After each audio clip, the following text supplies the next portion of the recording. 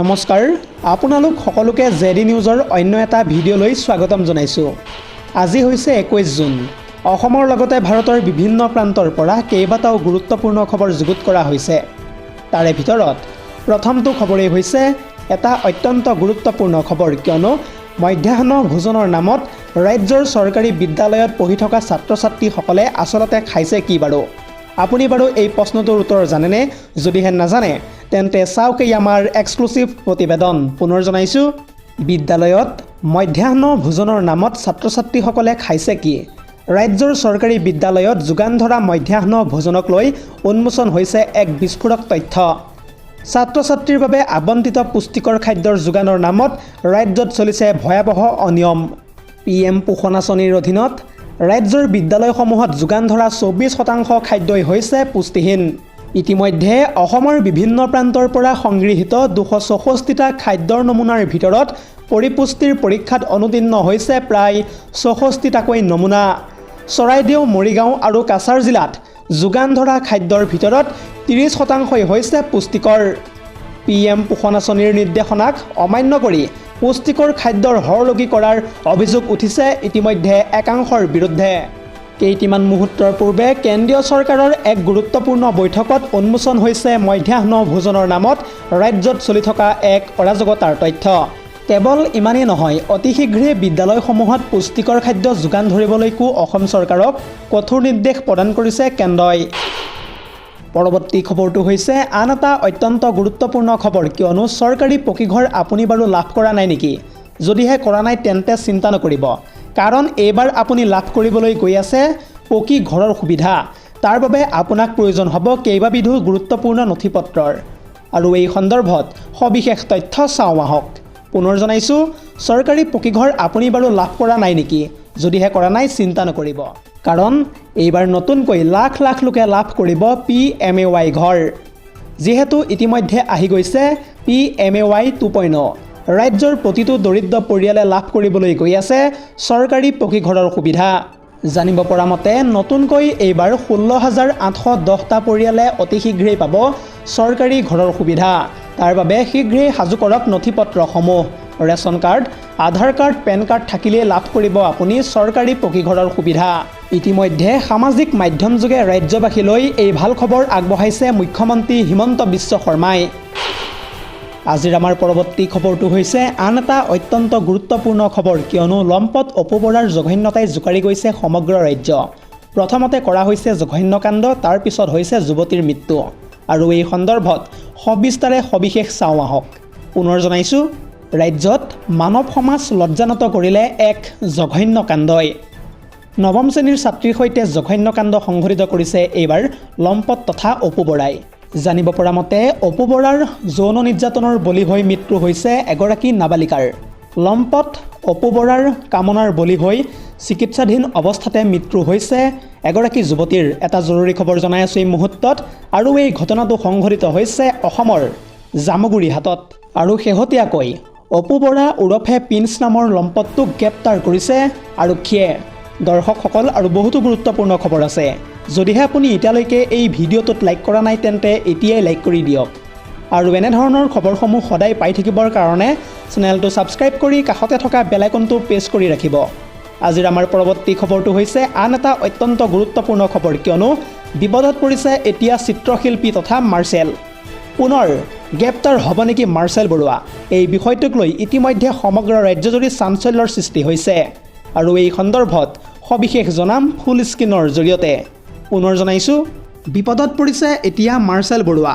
হয়তো গ্ৰেপ্তাৰ হ'ব পাৰে যিকোনো মুহূৰ্তত মাৰ্চেল বৰুৱা।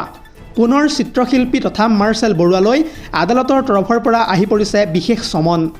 আহি থকা 25 জুনত আদালতত হাজিৰ হ'ব লাগিব মাৰ্চেল বৰুৱাই। 25 জুন অৰ্থাৎ বৃহস্পতিবাৰে আদালতত হাজিৰ হ'ব লাগিব চিত্ৰশিল্পী তথা মাৰ্চেল বৰুৱা।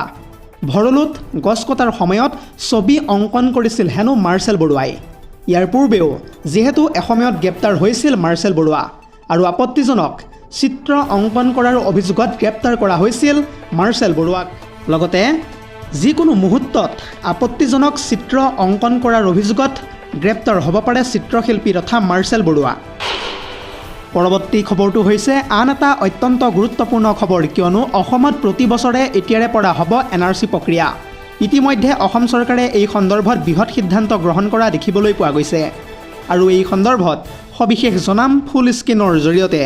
পুনৰ জনাইছোঁ, প্ৰতি বছৰে এতিয়াৰে পৰা অসমত হ'ব NRC প্ৰক্ৰিয়া। সন্দেহজনক লোকে সলনি কৰিব নোৱাৰিব ভৱিষ্যতেও জনগাঁথনি। ইতিমধ্যে ৰাজ্য চৰকাৰে গ্ৰহণ কৰিছে এই বৃহৎ সিদ্ধান্ত। ধুবুৰী, গোৱালপাৰা, দক্ষিণ শালমাৰা, মানকাছাৰৰ লগতে শ্ৰীভূমি আৰু হাইলাকান্দিতো হ'ব প্ৰতি বছৰে NRC প্ৰক্ৰিয়া। যিহেতু ইতিমধ্যে অসমৰ অবৈধ বাংলাদেশীক লৈ কঠোৰ হৈ পৰিছে ভাৰত চৰকাৰ। এটা জৰুৰী খবৰ জনাই আছোঁ এই মুহূৰ্তত। আৰু অসমৰ বাংলাদেশৰ সীমান্ত জিলাসমূহক লৈও 5টাকৈ বৃহৎ সিদ্ধান্ত গ্ৰহণ কৰিছে ভাৰত চৰকাৰে। প্ৰতি বছৰে সীমান্তৰ জিলাত হৈয়ে থাকিব NRC প্ৰক্ৰিয়া। প্ৰতি বছৰত এবাৰ সীমান্তৰ জিলাত পৰীক্ষা কৰা হ'ব পৰিচয় পত্ৰ। কেৱল ইমানেই নহয়, সীমান্তৰ জিলাত জনগাঁথনি পৰিৱৰ্তনক লৈ যিহেতু উদ্বিগ্ন হৈ পৰিছে ইতিমধ্যে কেন্দ্ৰীয় চৰকাৰ, লগতে প্ৰতিটো পৰিয়ালৰ নাগৰিকত্বও কৰা হ'ব প্ৰতি বছৰে পুনৰীক্ষণ। ইয়াৰ উপৰিও হিন্দু মুছলমানৰ সংখ্যা কিমান বাঢ়িল আৰু কিমান কমিল এই সন্দৰ্ভতো প্ৰতি বছৰে কৰা হ'ব পৰীক্ষা। আৰু যদিহে জনগাঁথনি পৰিৱৰ্তন হয় তেন্তে সীমান্তত গ্ৰহণ কৰা হ'ব কঠোৰতকৈও কঠোৰ ব্যৱস্থা। যিহেতু ইতিমধ্যে সীমান্ত অঞ্চলৰ জিলাসমূহক লৈ বৃহৎ ঘোষণা কৰিছে মুখ্যমন্ত্ৰী হিমন্ত বিশ্ব শৰ্মাই। পৰৱৰ্তী খবৰটো হৈছে হায়াৰ ছেকেণ্ডেৰী চূড়ান্ত পৰীক্ষাত যিসকল ছাত্ৰ ছাত্ৰীয়ে 80% নম্বৰ পাই উত্তীৰ্ণ হৈছিল সেইসকল ছাত্ৰ ছাত্ৰীৰ বাবে আহি পৰিছে এটা ব্ৰেকিং নিউজ। কিয়নো উচ্চতৰ মাধ্যমিকৰ চূড়ান্ত পৰীক্ষাত 80% নম্বৰ লাভ কৰা প্ৰতিগৰাকী ছাত্ৰীয়ে লাভ কৰিব এইবাৰ একোখনকৈ স্কুটি। আৰু তাৰ বিপৰীতে 80%ৰ তলত লাভ কৰা ছাত্ৰীয়ে নাপাব এই সুবিধা। এইখিনিতে আপোনালোকক জনাওঁ যে HSৰ চূড়ান্ত পৰীক্ষাত ভাল ফলাফল লাভ কৰা ছাত্ৰীসকলৰ বাবে এই খবৰটো অত্যন্ত জৰুৰী। গতিকে শীঘ্ৰেই 80% নম্বৰ লৈ উত্তীৰ্ণ হোৱা শিক্ষাৰ্থীসকলে লাভ কৰিব একোখনকৈ স্কুটিৰ সুবিধা। কেইটিমান মুহূৰ্তৰ পূৰ্বে এই বৃহৎ ঘোষণা কৰিছে শিক্ষামন্ত্ৰী তথা ৰণোজ পেগুৱে। আজিৰ আমাৰ পৰৱৰ্তী খবৰটো হৈছে আকৌ মধ্যপ্ৰাচ্যত যিকোনো মুহূৰ্তত হ'ব পাৰে প্ৰচণ্ড যুদ্ধ। যিহেতু শীঘ্ৰেই শত্ৰু হ'বলৈ গৈ আছে ট্ৰাম্পৰ ওচৰত নেতান্যাহু। আৰু এই সন্দৰ্ভত বিস্তৃতভাৱে সবিশেষ তথ্য চাওঁ আহক।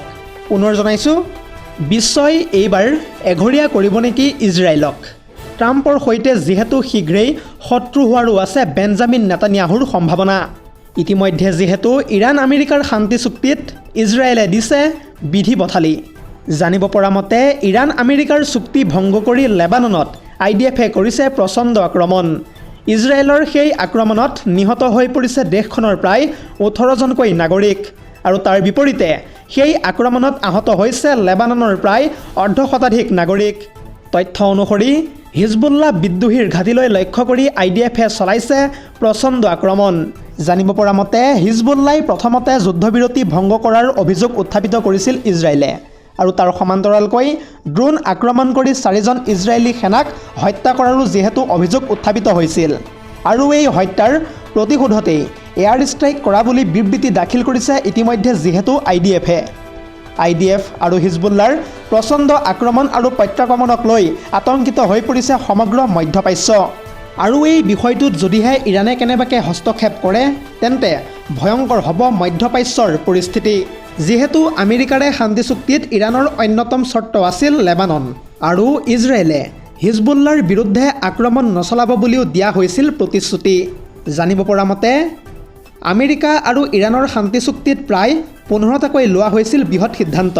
30 দিনৰ ভিতৰত আমেৰিকাই প্ৰত্যাহাৰ কৰিব লাগিব নৌ অৱৰোধ। লগতে লেবাননকে ধৰি সকলো গোটৰ বিৰুদ্ধে সামৰিক অভিযান বন্ধ কৰিব লাগিব। আৰু যুদ্ধ নোহোৱা সময়ৰ দৰে হৰমুজ প্ৰণালীয়েদি চলিব লাগিব জাহাজ। লগতে 60 দিনলৈ মাচুল নোলোৱাকৈয়ে জাহাজ চলাচল কৰিবলৈ দিব লাগিব ইৰাণে। কেৱল ইমানেই নহয়, কেতিয়াও ইৰাণে প্ৰস্তুত কৰিব নোৱাৰিব পাৰমাণৱিক অস্ত্ৰ। ইয়াৰ লগতে ইৰাণৰ পৰা অতি শীঘ্ৰেই আঁতৰোৱা হ'ব সকলো ধৰণৰ পাৰমাণৱিক সামগ্ৰী। জানিব পৰা মতে আন্তঃৰাষ্ট্ৰীয় পৰমাণু শক্তি সংস্থাৰ তত্ত্বাৱধানত আঁতৰোৱা হ'ব এইসমূহ সামগ্ৰী। আৰু ইৰাণৰ পুনৰ নিৰ্মাণৰ বাবে আমেৰিকাই দিব $300 বিলিয়ন পুঁজি। News desk report, ZD news.